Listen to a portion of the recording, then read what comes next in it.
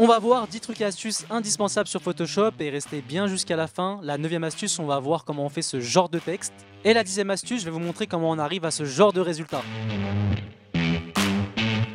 Pour pouvoir enlever cette personne et garder uniquement le fond, on va aller sur l'outil sélection rapide. On va détourer ça assez dégueulassement rapidement. Notre sélection est faite, on va ensuite aller sur sélection, modifier, dilater. On va prendre 4 pixels, c'est très bien. Ça va élargir un petit peu la sélection. On va aller sur édition, remplir, remplir avec contenu pris en compte, 100% normal, ok. Et voilà, ça nous a enlevé le personnage en passant à peine 2 minutes là-dessus. L'outil masque est indispensable car avant j'utilisais toujours la gomme pour pouvoir effacer ce que je voulais. Mais avec cet outil là justement, si on travaille beaucoup là-dessus, on va pas pouvoir revenir en arrière. Alors si vous voulez devenir un vrai graphiste, il va falloir prendre l'habitude d'utiliser un masque sélection rapide. On sélectionne ça dégueulassement. Et justement avant j'avais l'habitude de soit gommer tout ça, soit faire CTRL-J pour retirer le fond. Et ensuite on masque celui d'en bas pour afficher uniquement le haut. Lorsque nous sommes un vrai graphiste, il faut prendre l'habitude d'utiliser un masque pour pouvoir ensuite revenir en arrière lorsqu'on en a besoin. On a entouré le sujet, on va sur le petit icône avec le rond en noir et ça nous masque tout ça. CTRL-T pour pouvoir naviguer dessus. Et si on veut se séparer du masque, on a juste à cliquer sur le masque et à faire échappe et le masque s'enlève. Pour pouvoir inverser le masque, on a juste à appuyer sur CTRL-I ou commande-I pour masque et ça nous inverse la sélection. Et pour pouvoir travailler sur le masque, donc afficher les éléments qu'on a envie, on a juste à appuyer sur le masque, prendre l'outil pinceau en appuyant sur B. Ensuite le blanc c'est pour découvrir le masque. Donc là ça va être le fond que je découvre. On a juste à appuyer sur X pour inverser les couleurs. Donc maintenant on passe sur du noir et là on va cacher le masque. N'utilisez plus jamais la gomme à partir d'aujourd'hui. Ça nous est déjà arrivé à tous lorsqu'on importe une image sur Photoshop et que l'image est immense, il faut à chaque fois dézoomer et ensuite attraper les poignées pour pouvoir redimensionner tout ça. Et justement j'ai une astuce pour pouvoir directement dézoomer automatiquement. Donc on a juste à appuyer sur commande 0 ou CTRL 0 pour Windows et ça nous affiche directement la taille du fichier par rapport à la zone de travail. On aura juste ensuite à attraper les poignées pour pouvoir redimensionner tout ça.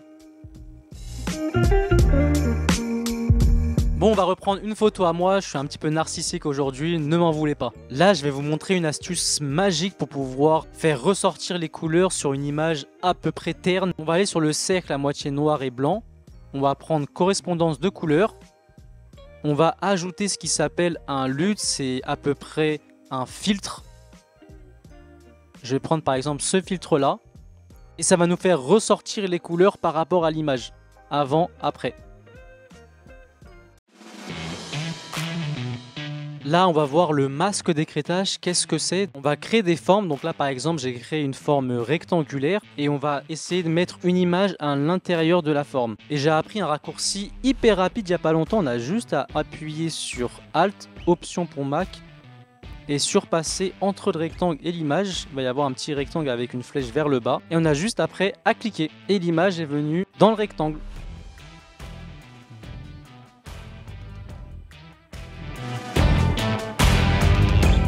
On va voir comment on redimensionne une image mais en restant sur le centre de la zone de travail ou alors sur la zone de la forme en elle-même. On va prendre par exemple un cercle, on va la mettre au milieu, on va faire CTRL-T et là je veux qu'elle se redimensionne mais pas sur le coin inférieur gauche mais bien au centre. Du coup on appuie sur Alt, enfoncer et on redimensionne.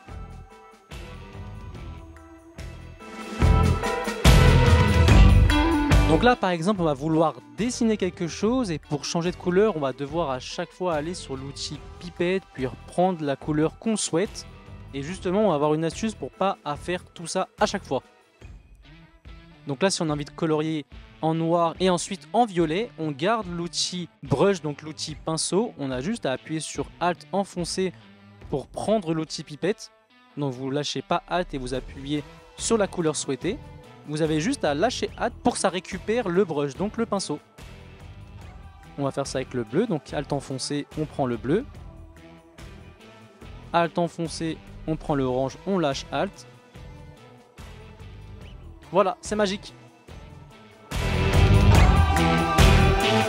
Dans cette astuce, on va enfin voir comment on fait un texte stylisé, donc un texte qui est superposé par rapport à l'élément qui est juste derrière. On va voir ça maintenant. Donc on crée un texte, n'importe lequel. On va sur le calque d'en dessous, donc où il y a le personnage. On va prendre la sélection rapide. On va détourer ça assez, encore une fois, dégueulassement.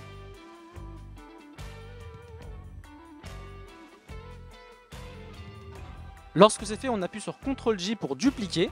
On va avoir uniquement la personne et ensuite le fond sur des calques différents.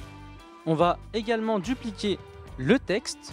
Sur ce texte du dessus, on va aller sur contour. On va prendre un gros contour. On va masquer le texte d'en dessous. On va enlever le fond. Donc avec le fond, on va garder uniquement les contours. Ensuite, on va prendre le texte Just Do It qui est juste en dessous et on va le mettre entre les deux calques. Donc le calque avec le fond et le calque avec la personne qu'on vient de dupliquer. Et on va avoir ce genre de texte. On prend les deux textes en même temps, on appuie sur CTRL-T et là on peut redimensionner.